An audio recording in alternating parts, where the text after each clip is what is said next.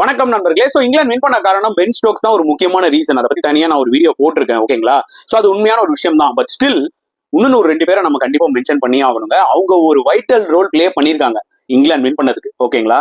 ஒன்னு Brydon Carse. Brydon Carse அவர் அடிச்ச அந்த ஒரு 50 ரன்ஸ் ஃபர்ஸ்ட் இன்னிங்ஸ்ல ரொம்ப குரூஷலா இருந்ததா.